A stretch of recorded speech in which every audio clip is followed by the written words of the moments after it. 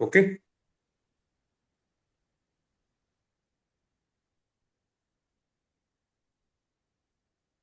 યોગશાસ્ત્ર પ્રવચન નંબર 7.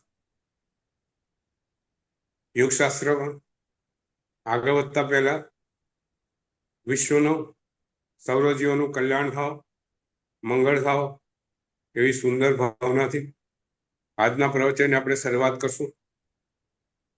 વિશ્વ આજ ખૂબ ખરાબ પરિસ્થિતિમાંથી પસાર થઈ રહ્યું છે. યુદ્ધ ચારે બાજુથી એના ભણકારા આપણને સંભળાઈ રહ્યા છે. હજારો સંપત્તિનું નુકસાન થઈ રહ્યું છે. કેટલાય જીવો મરી રહ્યા છે. ભગવાને કીધેલું 5મો આરો પછી 6ઠ્ઠો આરો કેવો આવશે એનું એક નમૂના રૂપ આ યુદ્ધ આપણને બતાવી રહ્યું છે. ભગવાને કીધેલું કે આકાશમાંથી આગ વરસશે 6ઠ્ઠા આરામાં. પારુલબેન, ભગવાને કીધેલું 6ઠ્ઠા આરામાં શું થશે? આકાશમાંથી આગ વરસશે. તમે જુઓ, તમે બધા વિડીયો જુઓ, બધા ક્લિપો જુઓ, તમને શું લાગે આકાશમાંથી આગ વરસી રહી છે?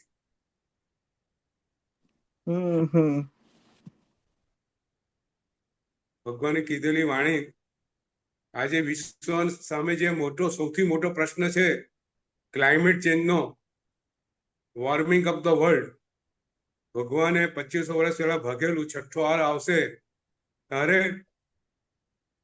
આ પૃથ્વી પરનું તાપમાન એટલું બધું વધી ગયેલું હશે કે જમીન ઉપર રહેવાશે નહીં.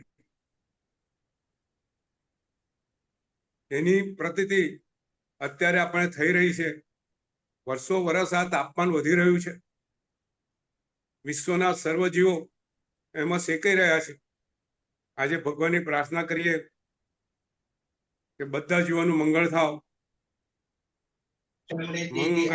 ભગવાન વીરો મંગલમ ગૌતમ પ્રભુ મંગલમ સ્થૂલભદ્રાધ્યાય જૈન ધર્મો સુમંગલમ શિવમસ્તુ સર્વ જગત પરહિત નિરતા ભવન્તુ ભૂત ગણા દોષા પ્રયાન્તુ નાશમ સર્વત્ર સુખી ભવતુ લોકઃ સર્વત્ર સુખી ભવ.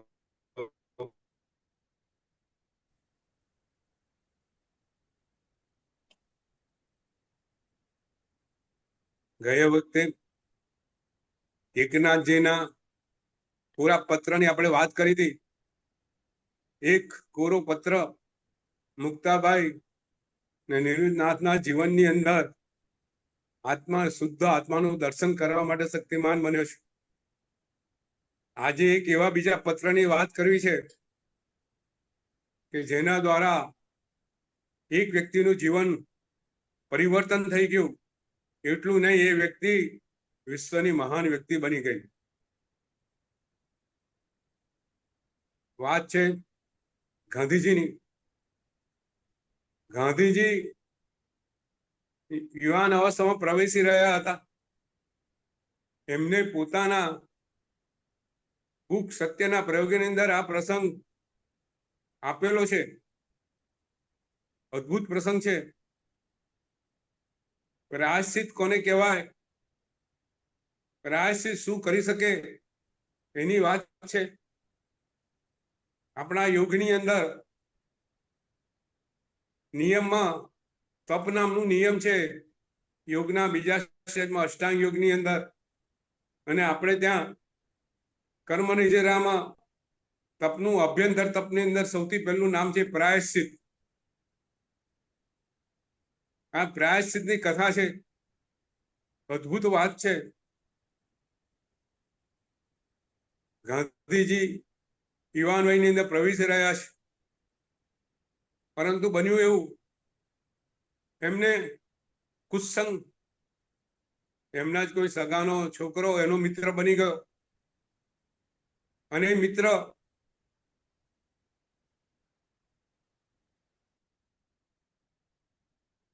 ગાંધીજી એની પુસ્તકમાં લખે છે કે એના સંગથી મેં દારૂ પીવાનું ચાલુ કર્યું, જુગાર રમવાનું ચાલુ કર્યું, વ્યભિચાર જીવનમાં આવી ગયો.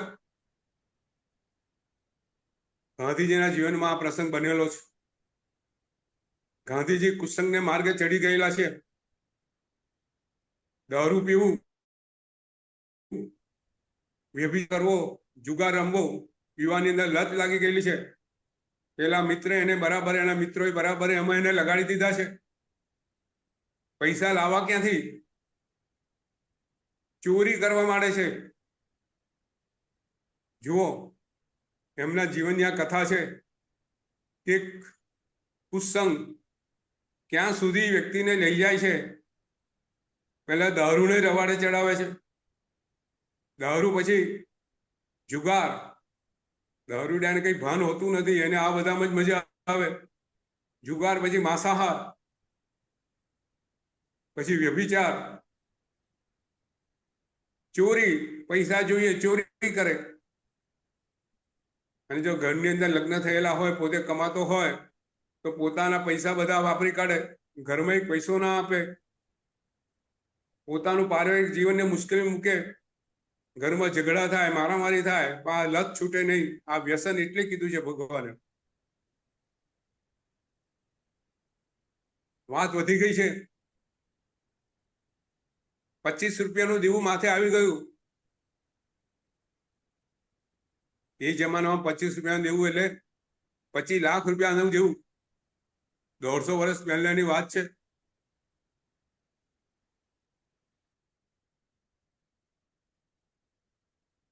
મૂંઝવણ થઈ ગઈ બધાને. બધા સુખી ઘરના છોકરા છે. એક જણના ઘરે સોનાનું કડું હતું.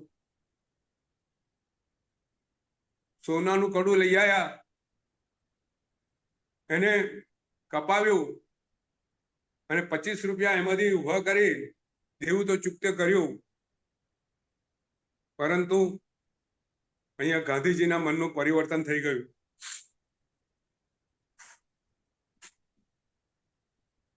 ગાંધીજીને ગમ્યું નહીં. મોહનદાસ, મોહન એનું નામ, મોહનને ગમ્યું નહીં. એના દિલમાં ડંખ થયો. અરે, હું ક્યાં પહોંચી ગયો? મારું ઘર ક્યાં? મારી માતા શું કરે છે? મારા પિતા કેવા છે? અને હું ક્યાં? પશ્ચાતાપની ધારા અંદર વહેવા માંડી. પોતાની જાતને સહન ન કરી શક્યા. પોતાને થયું આવું ચાલે નહીં. કરવું શું?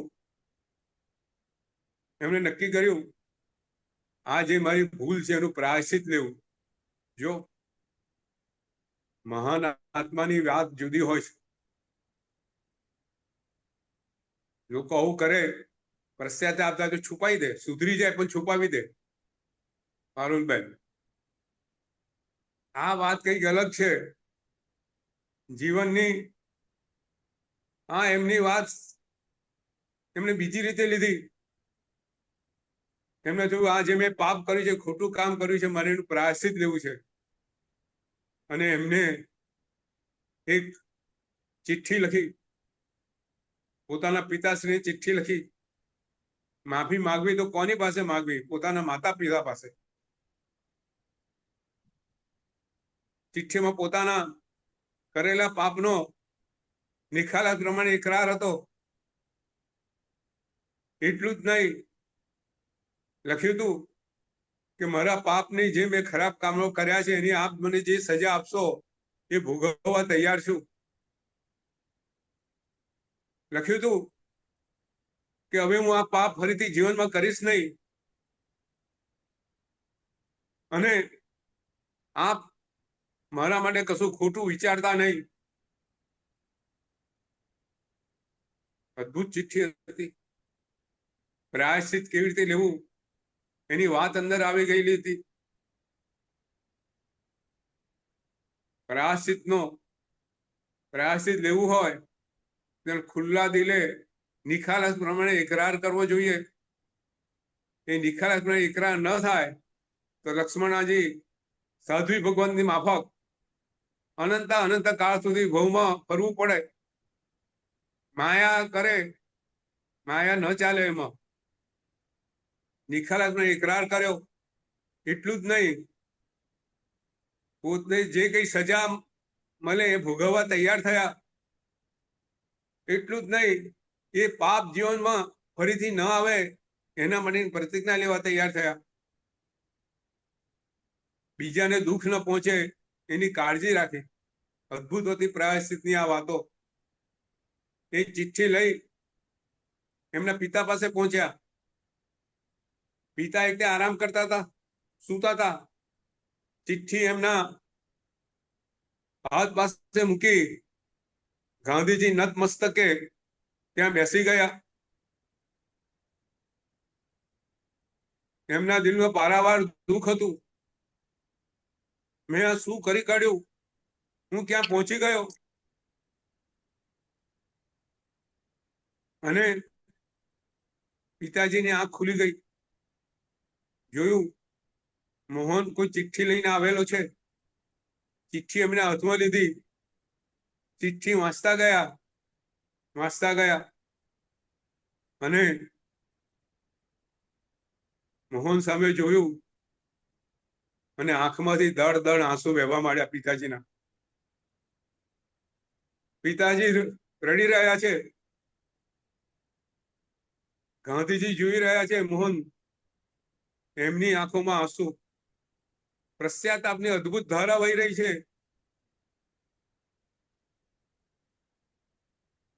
આ પસ્તાવો પવિત્ર જળનું સ્વર્ગમાંથી વહે છે. પામી તેમાં ડૂબકી થઈને પુણ્યશાળી બને છે. એક આવું ઝરણું ગાંધીના હૃદયની અંદર વહી રહ્યું છે. પાપ બધા કરેલા ધોવાઈ રહ્યા છે. અદભુત પ્રાયશ્ચિત એક ચિઠ્ઠીનું ગાંધીજીના જીવનમાં પરિવર્તન લાવે છે. યોગની વાતો કરતા પહેલા, યોગની ભૂમિકા બાંધતા પહેલા આપણે કરેલા પાપોનો એકરાર એ પણ યોગની એક ભૂમિકા છે.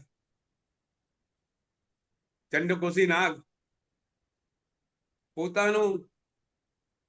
પોતે જાતિ સ્મરણ પામ્યા છે. પોતે ક્યાં મુનિ હતા, માસક શમન કરતા હતા, અને અત્યારે ક્યાં દ્રષ્ટિ વિપ સાપ બની ગયા. માત્ર આંખથી ભલભલા પક્ષીને પાડીને મારી નાખે. હૃદયમાં પારાવાર પશ્ચાતાપ છે. હું ક્યાં હતો ને ક્યાં આવી ગયો. તિર્યંજ પ્રાણી છે. શબ્દોથી પોતે બોલી શકતા નથી. ચંડકોશીનો જીવ નક્કી કરે છે, જે આંખમાંથી ઝેર વહે છે એ આંખને હું મારા મોઢાને દળની અંદર નાખી દઉં તો નાનામાં નાનો જીવ એનાથી મરે નહીં. પશ્ચાતાપની અદભુત ધારા ચંડકોશી નાગની અંદર વહી રહી છે. અને એ પશ્ચાતાપની ધારામાં હજારો કીડીઓ એના શરીરને ચારણી કરી નાખે છે, પણ મોઢું દરમાંથી બહાર કાઢતા નથી.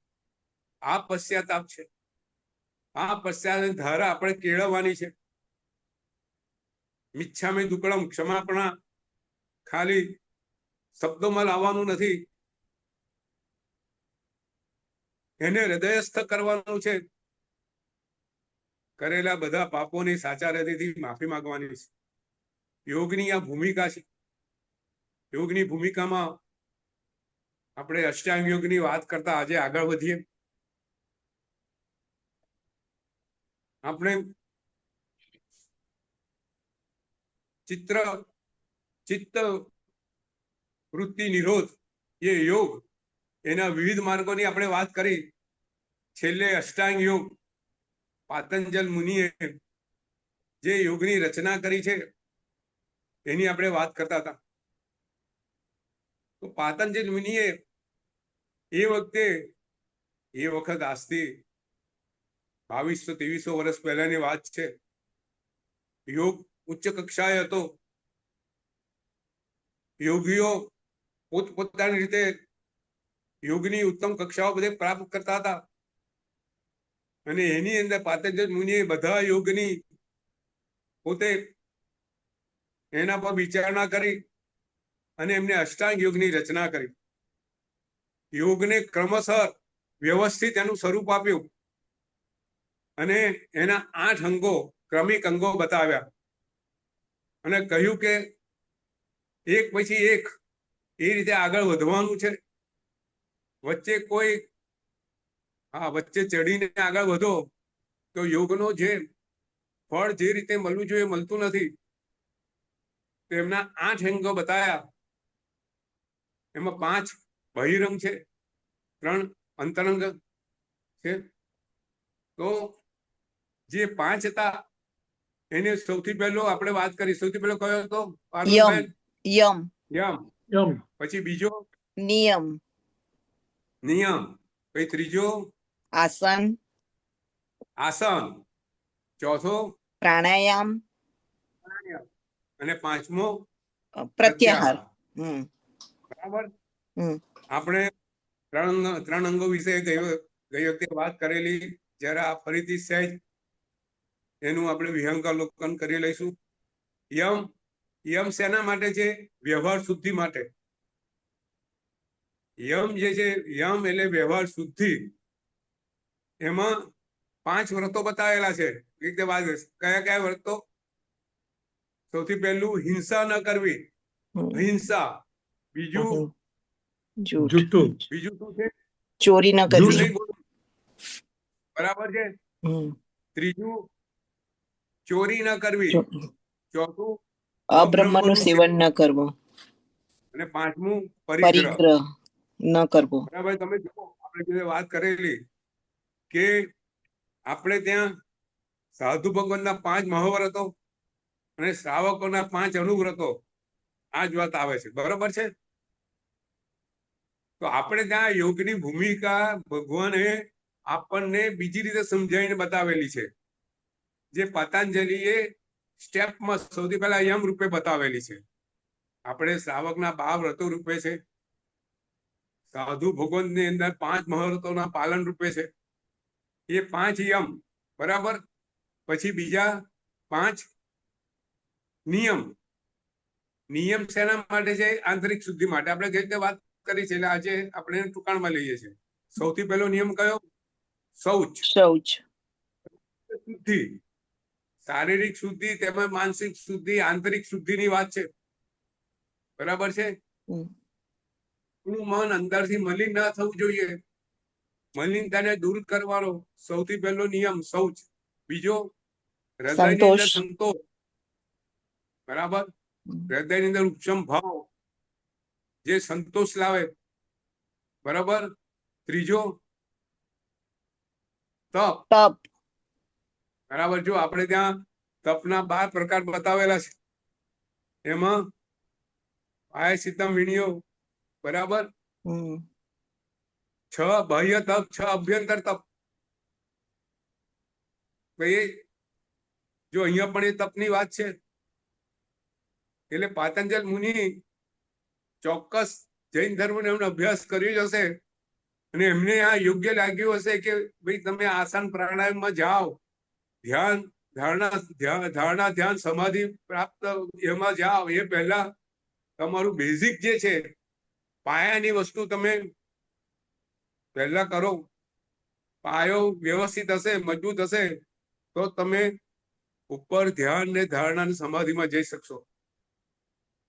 પછી આગળ સ્વાધ્યાય. આપણે જે 5 અભ્યંતર તપની વાત કરી તે જ વાત અહીં છે નીતિન. બરાબર ને? બરાબર. પછી ઈશ્વર પરિધાન, ભગવાન પ્રત્યે શ્રદ્ધા, ભગવાન સમર્પણ. આ સમ્યક દર્શન ની વાત છે કે સમ્યક જ્ઞાન ને સમ્યક દર્શન. જ્ઞાન આવી ગયું, સ્વાધ્યાય એટલે સમ્યક જ્ઞાન અને ઈશ્વર પરિધાન એટલે સમ્યક દર્શન. એટલે યમ અને નિયમ, સમ્યક જ્ઞાન, દર્શન, ચારિત્ર. બરોબર. હવે આગળ 5 યમ, 5 નિયમ. પછી ત્રીજું અંગ કયું? આસન. આસન. હમ આપણે ગઈ વખતે વાત કરી હતી, આસનો કેટલા પ્રકારના છે? 3 પ્રકારે. 3 પ્રકારના આસનો છે. સૌથી પહેલું ધ્યાન માટે. ધ્યાનનું આસન. હા, ધ્યાનની અંદર કયા કયા આસનની વાત કરી હતી? નામ? શવાસન, બાલાસન, મકરાસન. ના, શવાસન નહીં. નહીં? ધ્યાનના હા, એ તો આસનમાં આરામ ના થાય. મિચ્છામિ દુક્કડમ. હા હા હા હા. પદ્માસન, વજ્રાસન, સ્વસ્તિકાસન, પદ્માસન, એ બધા. સુખાસન ને વજ્રાસન. હમ બરાબર. જો પારુલબેન નો એ પ્રશ્ન હતો. પારુલબેન, કયો પ્રશ્ન હતો તમારો? ગઈ વખત એવી વાત કરી હતી કે સામાયિકમાં બી જે 48 મિનિટ સ્થિરતાથી બેસવાનું, એટલે આસન માટે હતું કે સ્થિર આસન પર તો આપ બેસી ના શકાતો હોય તો આપણે એને એ કેવી રીતે ડેવલપ કરીએ એમાં કે આસનમાં આપણને સ્થિરતા મળે, એના માટે શું કરવાનું, એ પ્રશ્ન હતો મારો. બરાબર, સારો વાત છે. આજે જો આસન, કોઈ બી ધ્યાન કે એમાં બેસીએ, સૌથી પહેલું શું છે? શરીર બિલકુલ સ્થિર રહેવું જોઈએ. બરાબર છે. શરીર હલશે તો આસનમાં સ્થિરતા નહીં આવે, તો ધ્યાનને સ્થિરતા નહીં આવે. આપણે ત્યાં ભગવાનની વાત કરી છે, કાયસદ મુદ્રાની અંદર બિલકુલ સ્થિર રહેતા હતા કે નીચે સગડી સળગાવે તોય એમનું શરીરમાં સહેજ બી કંપાયમાન થતું નતું. તો આવી સ્થિરતા સામાયિકની અંદર 48 મિનિટ શરીરને કેવી રીતે સ્થિર રાખવું એની વાત છે. તો સૌથી પહેલા તો આપણે પારુબેન એ વસ્તુ સમજવાની કે આપણા શરીર પ્રકૃતિ પ્રમાણે આપણે શું કરી શકીએ. આ 5 છે શરીર આસનો. સૌથી પહેલા તો પદ્માસન. આપણે પદ્માસનમાં બેસી શકીએ છીએ સામાયિકમાં? જો ન બેસી શકતા કઈ વાંધો નહીં, આપણે શરીર પ્રકૃતિ. પછી સ્વસ્તિકાસન, અને એમાંય ના બેસાય તો સુખાસન. પછી વજ્રાસન, અને ત્રીજું કાયોસર, ઉભા બી કરાય. હવે જુઓ, ધારો કે બેઠા બેઠા કરવું છે, આપણે સુખાસનમાં કરવું છે, અને સુખાસનમાં બી આપણી શરીરની આપણે જે પલાઠી વાળીએ એ પલાઠીમાં આપણે સહેજ વારે એમાં આપણે રહી શકતા નથી. આવું બને છે. બરાબર પારુલબેન? વાત આ છે ને કે ભાઈ તમે પલાઠી વારી અને તમે બેઠા સામાયિકમાં અને તમે ધ્યાન ધરો છો, તમે યોગ મુદ્રામાં બેઠા છો, બરાબર, અને તમારા પગ દુખી જાય છે તો શું? બરાબર પારુલબેન? હા જી ગુરુજી. હા, તો આમાં જો સૌથી પહેલા તો વસ્તુ એ છે કે દરેક વસ્તુનો અભ્યાસ કરવો પડે. આ વસ્તુ તમે લખી રાખો કે ભાઈ તમારે સુખાસનમાં બેસવું છે લાંબો સમય, તો કેવી રીતે બેસવાનું એના માટે અભ્યાસ કરો. અભ્યાસ એટલે તમે સુખાસનમાં બેસવા માટે પગ લાંબો સમય ત્યાં પોઝિશનમાં રહે, એના માટે પગની અમુક એક્સરસાઇઝ આવે છે. પારુલબેન? જી. હા, તમે બટરફ્લાય કરો. બટરફ્લાય આવે છે ને? જી જી. તો તમે બટરફ્લાય તમારે શરીરની થોડી એક્સરસાઇઝ કરીને શરીરને તૈયાર કરવું પડે. તો બટરફ્લાય જેવી એક્સરસાઇઝ કરવાની. તો બટરફ્લાય જેમ જેમ કરતા જશો તેમ તેમ તમારા પગના જે સાંધા છે ને એ મસલ ઢીલા થશે. ઢીલા થશે એના પર ટેન્શન ને સ્ટ્રેસ નહીં આવે, નીતિન. અને તમે સુખાસનમાં તમારે પછી તમે જોજો, તમે પહેલા 5 મિનિટ બેસતા હશો, પછી એને 7 મિનિટ થશે. એમ કરતા કરતા તમે લાંબો સમય બેસી શકશો. જી બરાબર છે? જી જી, ધન્યવાદ ગુરુજી. હવે જો બીજું તમે ઉભા કરો છો તો પ્રેક્ટિકલ વસ્તુ, તમે ઉભા કરો છો અને ઉભા તમારું થોડી વખતમાં બેલેન્સ રહેતું નથી. બને ને એવું નીતિન? બેલેન્સ ઉભા ચક્કર આવે એવું બી થાય. એમાં પણ પ્રેક્ટિસ ની જરૂર છે. પ્રેક્ટિસ કરો ને. તમારે શરૂઆતમાં શું કરવાનું? આજુબાજુ ટેકા જેવી વસ્તુ રાખવાની. ઉભા રહેવાનું. તમને લાગે પડી જવા એવું છે, ત્યાં ટેકો સહેજવા લઈ લેવાનું. એમ કરતા કરતા એનો અભ્યાસ કરતા કરતા સમય વધારતા જવાનો. ખરી વાત. જેમ જેમ સમય વધારતા જતો, પહેલા 10 મિનિટ ઉભા રહેશો, પછી 15 મિનિટ, પછી 20 મિનિટ, એમ કરતા કરતા એવો સમય આવશે કે તમે 48 મિનિટ ઉભા રહી શકશો. એટલે આ અભ્યાસ જો મારા પોતાના જીવનમાં બનાવેલું છે નીતિન, પારુલબેન. જી ગુરુજી. એક વખત એવો હતો, મને એક વખત એવું થઈ ગયું હતું કે સુઈ જવું ને તોય ચક્કર આવે, સુતા એવું લાગે હું પડી જઈશ. વર્ટિગો, આપણે એને વર્ટિગો કહીએ છીએ. એનું કારણ પણ એક તે એ બધી એ બધું મને ખ્યાલ નતો આવતો. ડોક્ટર પાસે દોડી જઈએ ત્યારે શું થયું છે, ગભરાઈ જઈએ કે આવું કેમ થાય છે, અને દવા આપે, વર્ટિન આપે, સ્ટુગેરોન આપે. પણ પછી નક્કી કર્યું કે આવું ચાલે નહીં. ડોક્ટર કીધું આખું જીવન તમારે સ્ટુગેરોન લેવું પડશે. આખી જિંદગી તો આવી દવા લેવાય નહીં જે મગજને અસર કરે. એટલે પછી મેં કસરત કરવાનું ચાલુ કર્યું કે જેનાથી આ વર્ટિગો દૂર થાય. અને એમ કરતા કરતા આજે બિલકુલ ઉભા રહેવાય છે, ઉભા કાવસક થાય છે, એક પગે ઉભા રહેવાય છે. કારણ કે એના માટેનું તમે અભ્યાસ કર્યો, ઉભા રહેવાનો અભ્યાસ કર્યો, અમુક આસનો કર્યા કે જેનાથી એર ડ્રમ બેલેન્સિંગ એકદમ સારું થઈ ગયું. એટલે આવી બધી થોડી એક્સરસાઇઝ કરો અમુક, તો એના કારણે તમે તમારું શરીરને શરીર સ્થિર. એટલે તો આસનો છે. જો ધ્યાન પછી આરામના આસન છે. શરીરને છે ને, જો ધ્યાનની અંદર છે ને 2 સ્ટેજ આવે છે. સૌથી પહેલા આપણે વસ્તુ જાણી લઈએ. આજે પારુલબેનનો પ્રશ્ન છે, આપણે ધ્યાનની ભૂમિકામાં હજુ ગયા નથી, પણ સૌથી પહેલું તો શરીરને સ્થિર કરવાનું. નીતિન, સ્થિર કર્યા પછી શરીરનું રિલેક્સેશન કરવાનું, શિથિલીકરણ કે. શરીરમાં તમે સ્ટ્રેટ બેઠા, ઉભા રહ્યા, પછી શરીરનું શિથિલીકરણ કરો કે જ્યાં સ્ટ્રેસીસ હોય શરીરમાં, એ શરીરમાંથી બધા સ્ટ્રેસીસ દૂર કરો. એ દૂર કરો એટલે શરીર તમારું શિથિલ થઈ જશે. શરીરની તમારી જે શરીર પરનું ધ્યાન છે, હું પડી જઈશ, મારા પગ દુખશે, એ જતું રહેશે. અને ધીરે ધીરે તમારે એવું સ્ટેજ આવશે કે તમે શરીરને તમે લાંબા સમય સુધી એમાં એ પોઝિશનમાં રહી શકશો. બરાબર છે પારુલબેન? નીતિન, જી ગુરુજી. આપણે ધ્યાનના જે 5 સ્ટેજ પર જવાનું છે, ધ્યાન કેવી રીતે કરાય એની આપણે એનો સમય આવશે એટલે વાત કરશું.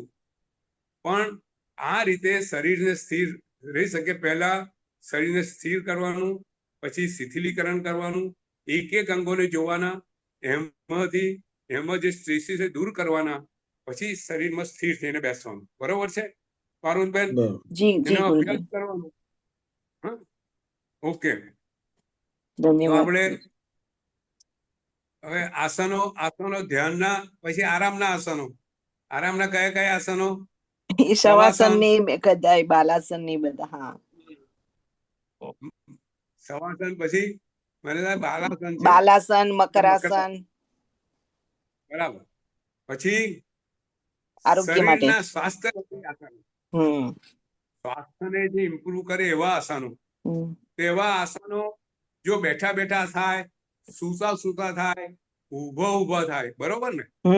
તમે આસનો જુઓ, કેટલાક આસનો ઉભા કરવાના હોય છે. કયા કયા આસનો ઉભા કરવાના હોય? તાડાસન છે, પર્વતાસન આવે, ત્રિકોણાસન આવે, તાડાસન આવે. બરાબર. આ બધા ઉભા કરવાના આસનો છે. તમે આસનો જો ઘેર કરતા હો તો પહેલા તમે જે પૂછ્યું, પહેલા બેઠા બેઠા આસન કરો, પછી ઉભા આસન કરો, પછી સૂતા આસન કરો. એક પદ્ધતિ પાડવાની આસનો કરવાની કે તમે પહેલા બેઠા બેઠા કયા કયા આસનો કરો? એમાં બેઠા બેઠા પશ્ચિમોત્તાનાસન આવે, મત્સ્યાંધ્ર, એ બધા આસનો. પછી તમે ઉભા તાડાસન કરો. બરાબર છે? ત્રિકોણાસન કરો. બરાબર છે? પાદહસ્તાસન કરો.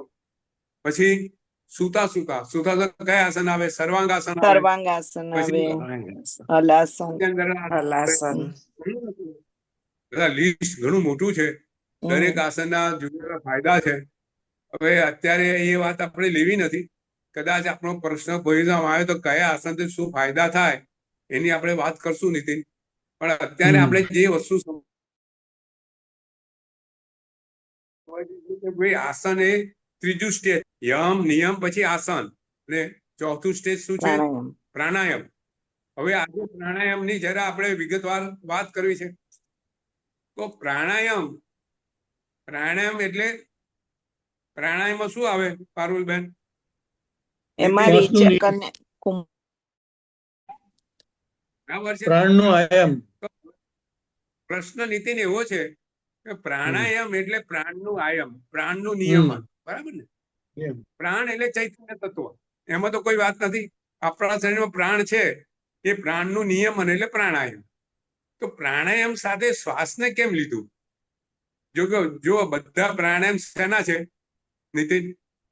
શ્વાસને લગતા છે. જે પ્રાણાયામ છે, અનુલોમ વિલોમ, ભસ્ત્રિકા, પછી ઉજ્જયી, બધું શું છે? શ્વાસ પર નિર્ભર છે. બરાબર? પ્રાણાયામ એટલે શ્વાસનું નિયમન. બરાબર છે? તો પારુબેન વાત એ છે કે પ્રાણાયામને શ્વાસ સાથે કેમ લિંક કર્યું, એને શ્વાસ સાથે કેમ જોડ્યું, એ વાત આજે આપણે સમજવી છે ને એમાં આગળ વધવું છે.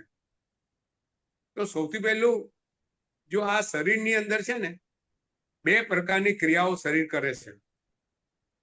વાત સમજીએ. સૌથી પહેલી સભાનપણે થતી ક્રિયા. આપણે બોલીએ છીએ, આપણે જોઈએ છીએ, આપણે ખાઈએ છીએ, આપણે ચાલીએ છીએ, આપણે દોડીએ છીએ, એ બધું કેવી રીતે કરીએ છીએ?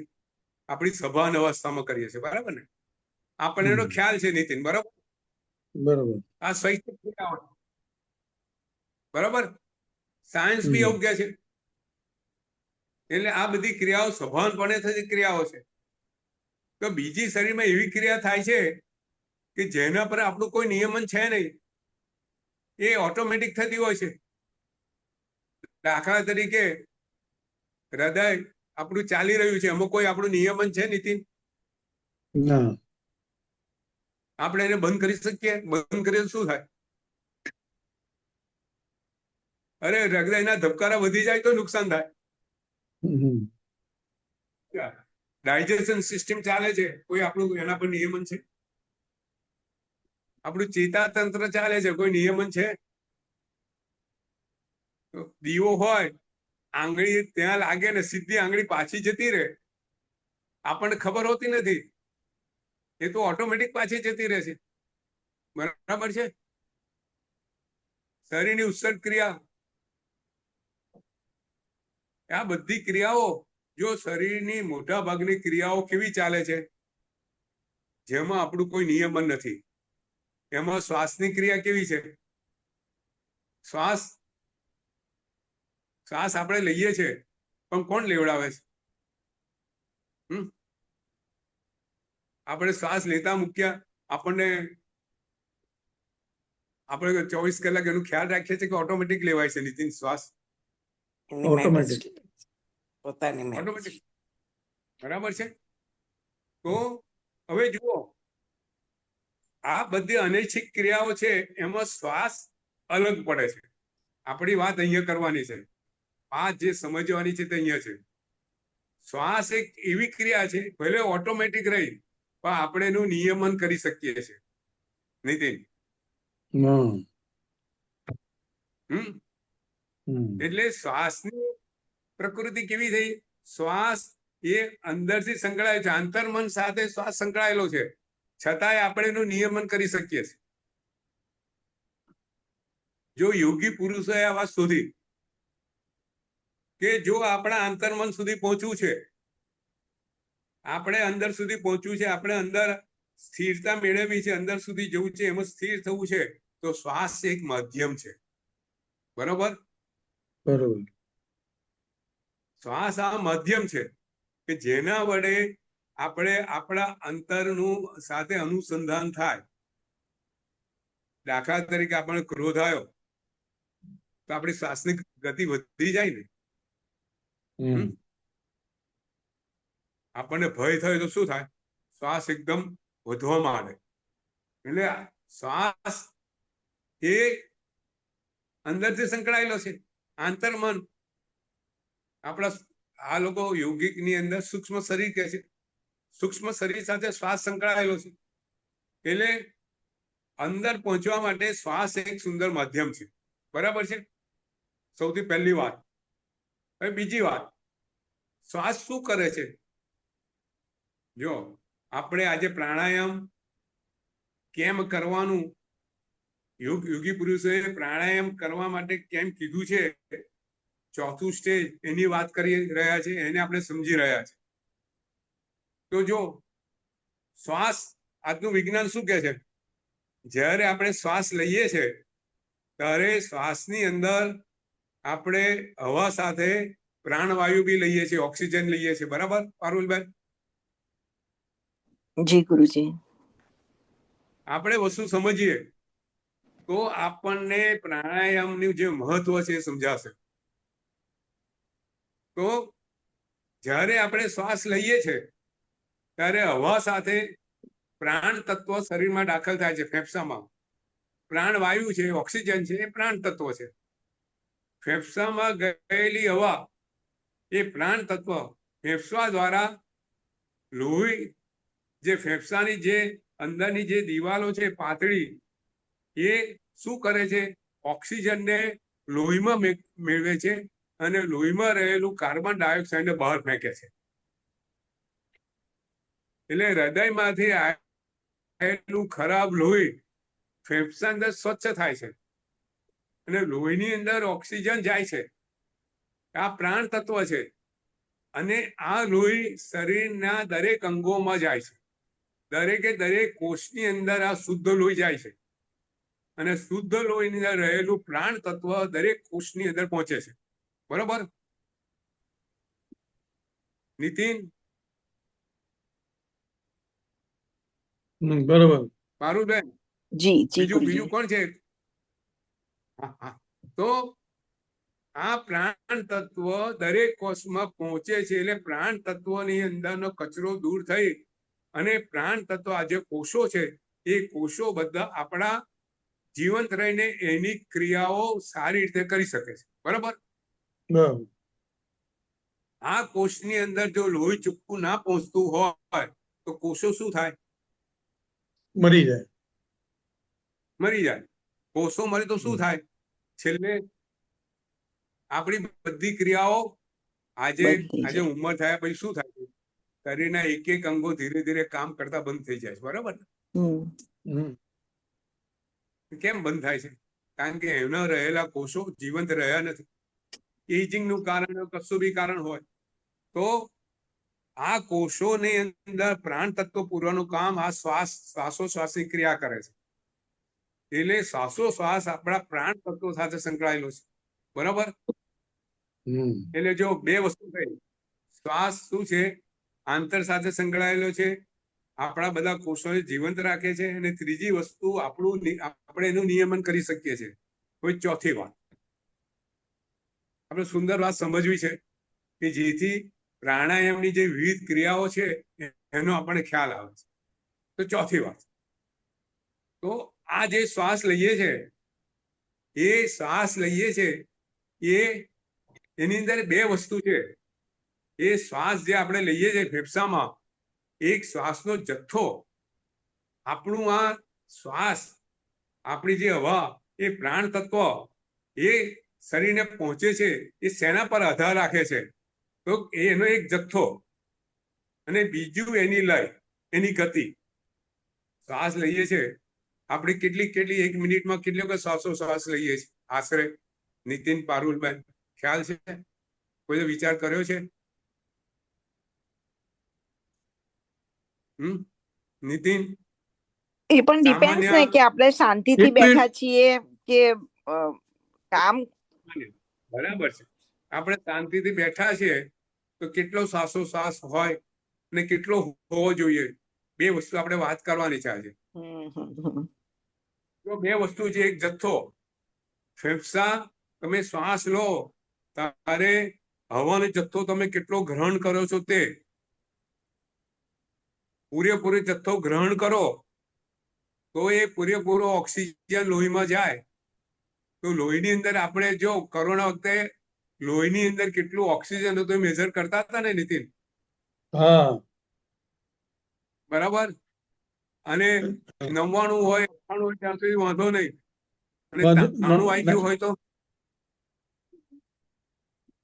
ચિંતાનું કારણ હતું કોરોના વખત.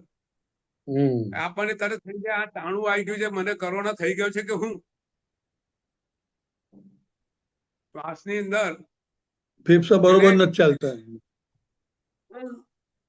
ફેફસાની અંદર કઈ ખરાબી આવી ગઈ છે તો સૌથી પહેલું જથ્થો, બીજું લય, ગતિ. તો સામાન્ય ગતિ કેટલી હોય છે? આપણે સામાન્ય રીતે અત્યારે આપણી ગતિ કલાકના 15 થી 20 શ્વાસોશ્વાસની હોય છે, એવું અત્યારે વિજ્ઞાને નોંધેલું છે. ફરી એકવાર પરંતુ શું કહ્યું? આ ગતિ ફરી એકવાર કોને પ્લીઝ? 15 થી 20 1 મિનિટમાં ને 1 મિનિટમાં 15 થી 20 વાર શ્વાસોશ્વાસ લઈએ. અમે કોઈને કલાક 15 સાંભળ્યું. કોઈને 16. નહીં, હા? મિનિટ. હા, ઓકે ઓકે, બરાબર, મિનિટમાં. હા પર મિનિટમાં તમે જોજો, તમે મેઝર કરજો. હા હા. હવે યોગિક શ્વસન ક્રિયા કરો. અને ત્રીજી વસ્તુ છે, એક વસ્તુ અગત્યની, કે ફેફસા જેવી રીતે ઓક્સિજન લે છે એવી રીતે કાર્બન ડાયોક્સાઇડ ખરાબ તત્વો છોડે છે.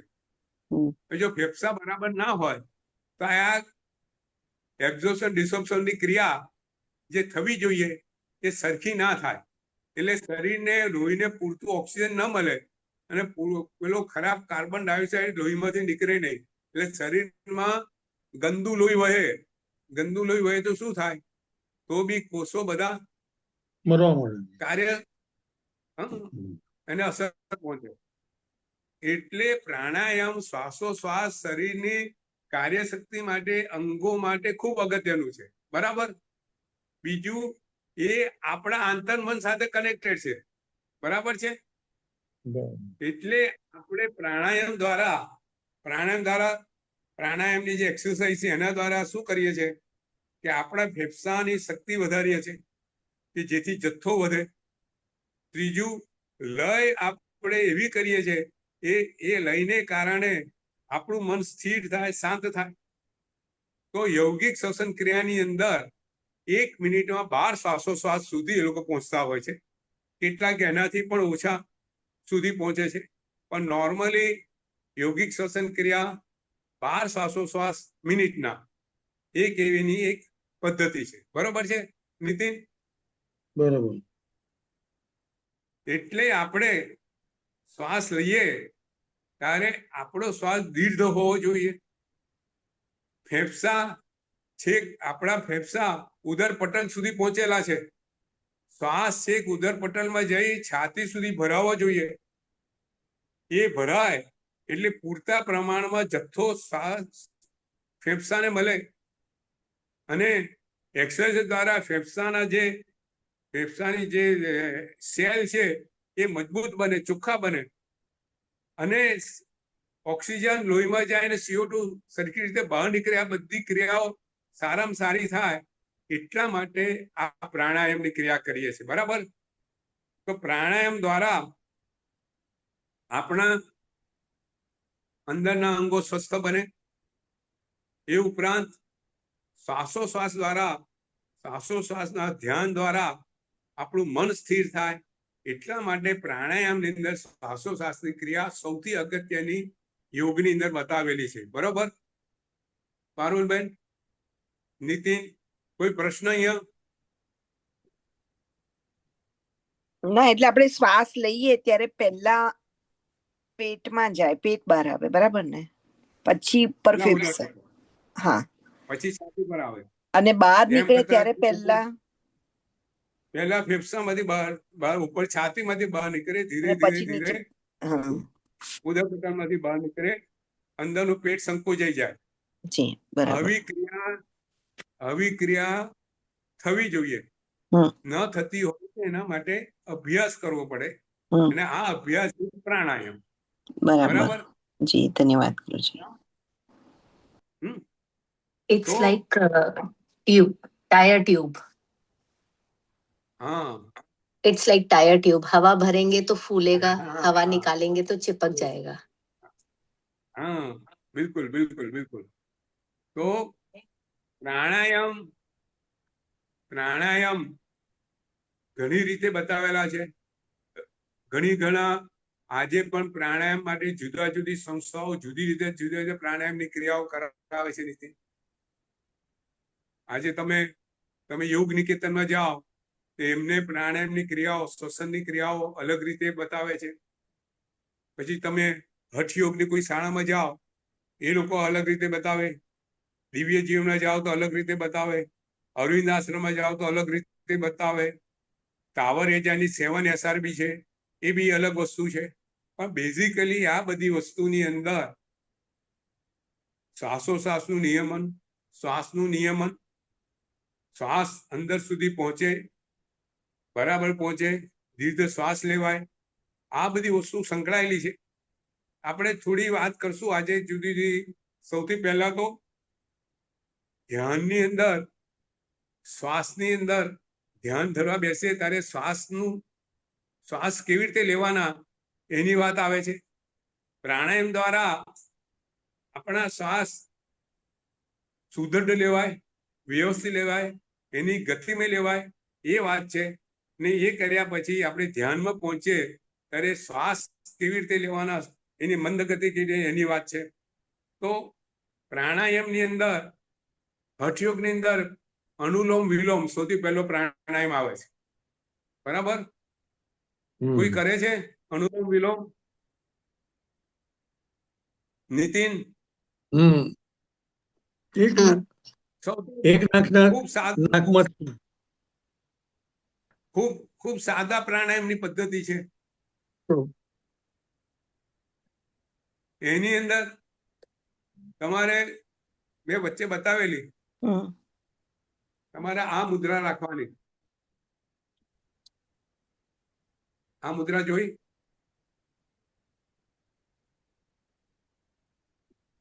પહેલી આંગળી અને છેલ્લી આંગળી બંધ, પછલી 2 આંગળી ઊભી, બરાબર, અને અંગૂઠો અલગ, બરાબર. હવે અંગૂઠાને જમણા હાથથી કરવાનું. જમણો નસકોરો તમારે સૌથી પહેલા જમણી બાજુનો નાસપુટ તમારે દબાવવાનું અને ડાબી બાજુથી શ્વાસ લેવાનો, ઊંડો શ્વાસ લેવાનો. પછી શ્વાસ પૂરેપૂરો ભરી જાય પછી ડાબી બાજુ 2 આંગળી ઊભી છે એનાથી બધે બંધ કરવાના.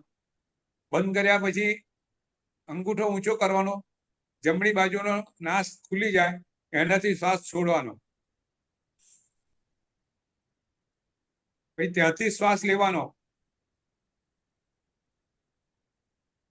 પછી એ બાજુનો અંગૂઠા વડે દબાવવાનું, ડાબી બાજુ શ્વાસ છોડવાનો. આ ક્રિયા કરતા જવાનું. ખૂબ મંદ ગતિથી શ્વાસ અંદર લેવાનો, શ્વાસના બધા ફેફસા ભરાઈ જાય એ રીતે શ્વાસ લેવાનો અને પછી થોડી ઝડપની ગતિથી શ્વાસ છોડવાનો અને પછી ત્યાંથી જ ફરીથી શ્વાસ લેવાનો, પછી પેલી બાજુ શ્વાસ છોડવાનો. આ અનુલોમ ને વિલોમ. બરાબર નીતિન? પારુલબેન? આ ક્રિયા કરવાથી તમારા ફેફસા મજબૂત થશે, તમારી ગતિ નિયમિત થશે. એટલે આ બેઝિક પ્રાણાયામની પદ્ધતિ છે. બેઝિક જે તમે આરામથી કરી શકો. એને તમે 5 મિનિટ 10 મિનિટ તમે ગણતા હોય તો 12 વાર 24 વાર એ તમે કરો રોજ, તો તમારા શ્વાસની શુદ્ધિકરણનો બહુ અગત્યનો ભાગ ભજવશે. પછી ઉજ્જયી પ્રાણાયામ છે, ભસ્ત્રિકા પ્રાણાયામ છે, કપાલભાતિ છે. હવે એ બધી વાત આજે આપણે કરવી નથી, પણ આ બધા પ્રાણાયામની પદ્ધતિ તમારે કરવું હોય તો ગુરુ પાસે શીખીને કરવું જોઈએ, એવું સ્પષ્ટ વાત છે. પ્રાણાયામ જે આખી ક્રિયાઓ છે ત્યાં નજીકમાં કોઈ સારા વ્યક્તિ શીખવાડતા હોય એની પાસે જવું જોઈએ.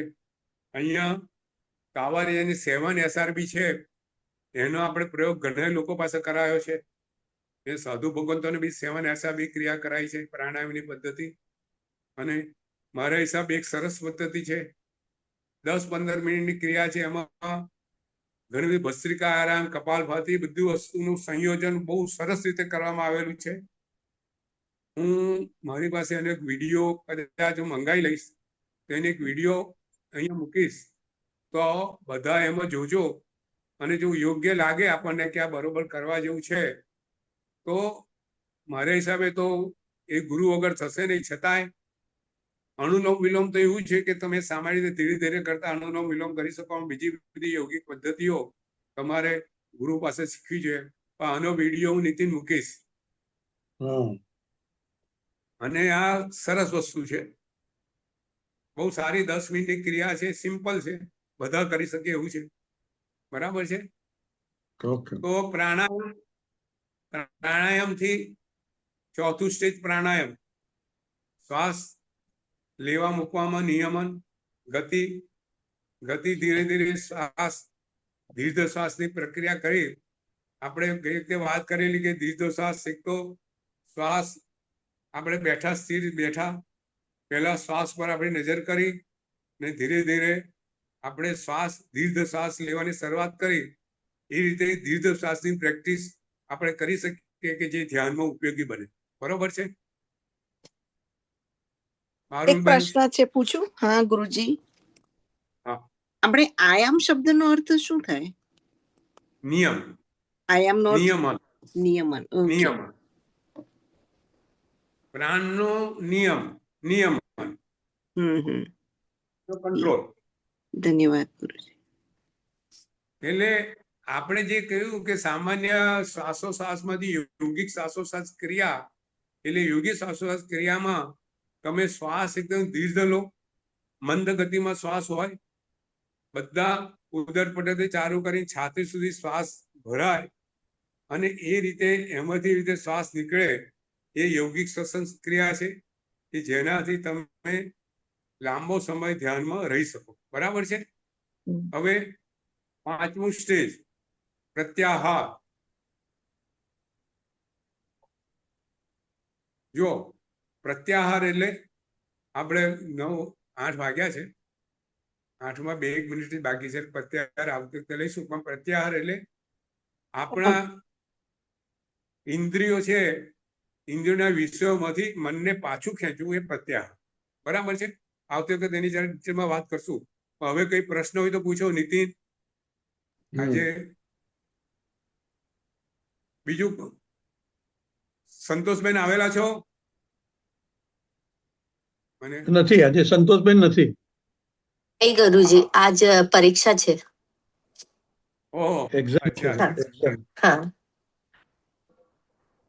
તો બીજા કઈ પ્રશ્ન તો પૂછો. 8 વાગ્યા છે. નીતિન, 7 SRB વિશે જાણવું હોય તો એનો વિડીયો હું વિડીયો મોકલીશ, એ તમે જોઈ લેજો. અને અહીંયા ગુજરાતના દરેક એરિયામાં એમના માણસ હોય છે. નહીં તો બીજી કોઈ યોગિક ક્રિયા તમારે અહીંયા બરોડામાં તો યોગ નિકેતન છે, બરોડામાં 7 SRB માટે પ્રકાશભાઈ છે, એ શીખવાડે છે અને બધું વિના મૂલ્યે શીખવાડતા હોય છે. શું નામ કહ્યું આપણે? 7 SRB. 7 SRB. Oh, okay. 7 steps of rhythmic breathing. 7 steps છે. હું કરું છું. અમદાવાદમાં પણ છે ગુરુજી? અમદાવાદમાં છે. જી જી ગુરુજી. હું તમને છે ને વિડીયો મોકલીશ, પહેલા વિડીયો જોજો, પછી તમને કોન્ટેક્ટ ક્યાં છે જાણીને મોકલીશ. બરોબર છે. જી જી ગુરુજી. પછી બીજો એક પ્રશ્ન પૂછી શકું ગુરુજી? હા. આપે જે આપની વાત કરી ને કે આ વર્ટિગો હતું ને પછી આપે જ જે ઈયરનું બેલેન્સ કરવાનું હોય એનું જાતે આપે બધી જે કર્યું, એટલે એ આપણે જાતે કર્યું કે કોઈ જે શું કહેવાય યોગા ટીચર હોય એમની પાસેથી કે જાતે કર્યું? જાતે જ. તો કેવી મને એક તો ખબર છે કાન આમથી આમ આપણે શું કહેવાય ડોક ને બંને બાજુ શોલ્ડર ઉપર નમાવાનું એક છે, પછી નેક ને પાછળ ફેરવવાનું એક છે, બંને બાજુ હા. લેફ્ટ એન્ડ રાઈટ, હા એ બરાબર. સિવાય બીજું? એ તમારે છે ને હમ, એક ત્રિકોણાસન કરવાનું. ત્રિકોણાસન. હા. ત્રિકોણાસનમાં તમને ખબર ત્રિકોણાસન ઉભા પગ પોળા કરીને હા. આમ કરીને બાજુ નમવાનું, હા. બરાબર? પછી ત્રિકોણાસન કર્યા પછી એક બીજું આસન આવે છે કે હમ. જેમાં તમારે બે પગ પોળા ઉભા જ કરવાનું છે. હમ. પછી તમારે જમણા છે ને ડાબા પગ ના અંગૂઠા પાસે લઈ જવાનો હમ. અને ડાબા પગ ઉપર લઈ જવાનો. હા હા એટલે હા, આમ બેન્ડ થઈને. એ તમારે આસન કરવાનું, હમ. એનાથી બહુ ફાયદો છે. ઓકે ઓકે, જી જી, ખૂબ સરસ વર્ટિગો ભલભલાનો જતો રહેશે એનાથી. સરસ સરસ. Even એક આ આસન Balasan and Butterfly Asan, both for vertigo. હા Balasan bhi acha hai, and even Supta Bhadrasan, Butterfly Asan. હા બરાબર. Hmm. બરાબર છે. જી, ખૂબ આપણે ખૂબ આભાર. એક જ એવું હશે કે દરેક આસનોનો સહેજ ફાયદા શું છે લઈશું કે જેથી હમ. આસનો દ્વારા શરીરનું સ્વાસ્થ્ય સારું રહે, દવાઓ ઓછી જાય શરીરમાં. હમ હમ તમને ખબર છે કે દવાઓ મિનિમમ આપણે લેવા વાળા છે, એટલે દવાઓ શું છે, દવાઓ પછી આપણા શરીરને કમ્પલસરી લેવી પડે. ભાઈ તમે બીપી છે તો મારા હિસાબે પ્રાણાયામથી બીપી, જો પ્રાણાયામ છે ને બીપી ને સરખું કરે. તમે દીર્ઘ શ્વાસોશ્વાસની ક્રિયા કરો ને તો તમારું બીપી કંટ્રોલમાં. But all પણ under Guruji's observation, if vertigo over there, હા because they have the step-by-step process.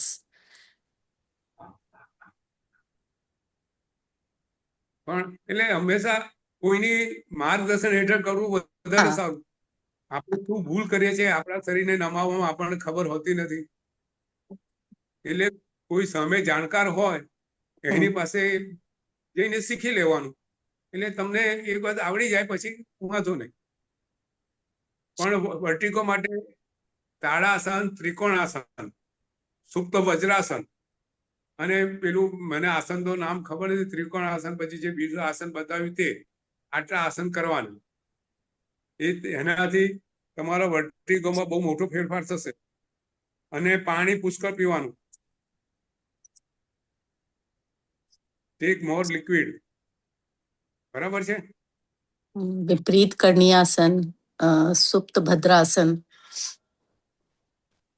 પછી તમારે સુખાસનમાં બેસવું હોય લાંબો સમય તો બટરફ્લાય કરવાનું મેક્સિમમ 25, તમારે 100 જેટલા બટરફ્લાય કરો એટલે પગના સ્નાયુઓ બધા છૂટા પડે. બરાબર છે. પછી ભુજંગ પાદ, ઉત્તાન પાદ આસન કરવાનું. આ બધા આસનો છે. હવે પોસ્ચરો છે બધા જાત જાતના, એ તો એનું આખું જુદું આપણે નીતિન આખું લેવું પડે. બરાબર છે. બરાબર. તો હવે કઈ ઓકે. તો હવે નવકાળ ગણીને પછી આવતી વખત પ્રત્યાહાર અને પછી ધારણા, ધ્યાન ને સમાધિ, એનું આપણે થોડું ડિટેલિંગમાં જઈશું. એ પછી આપણું મૂળ યોગ શાસ્ત્ર, એના પર આપણે વાત કરવાની છે. ઘણી બધી વાતો આપણે સમાવેશ કરવા માંડેલો છે એમાં, કે એમાં શું શું આપણે ત્યાં કમ્પેરિઝનમાં જૈન ધર્મમાં એની કમ્પેરિઝન આપણે શું શું વાત કરેલી છે જીવનમાં, યોગ આપણે કેવી રીતે ઉતારેલો છે આપણે વાત કરેલી છે. આપણે ખૂબ સુંદર રીતે એને સમજીશું. અને આવતી પ્રત્યાહાર, ધારણા, ધ્યાન ને સમાધિ એની વાત કરશું. બરાબર છે. અહીંથી ઓકે. નવકાર પડીએ. નમો અરિહંતાણમ, નમો સિદ્ધાણમ, નમો આયર્યાણમ, નમો વજ્જાયાણમ, નમો લોય સવસાવણમ, એસો પંચ નમુકારો સર્વ પાવ પણાસણો મંગલાણંચ સંવેસિમ પરમમ અવૈ મંગલ. જેના જે કે બોલો તે માનો છે કાય. સર્વને પ્રણામ. પ્રણામ. પ્રણામ ગુરુજી, ખૂબ ખૂબ પ્રણામ, અનુમોદના. પ્રણામ. બધાને પ્રણામ. શાતામાં રહેજો સૌ. સૌ Pranam Guruji. બધા સુખ સાથે પ્રણામ.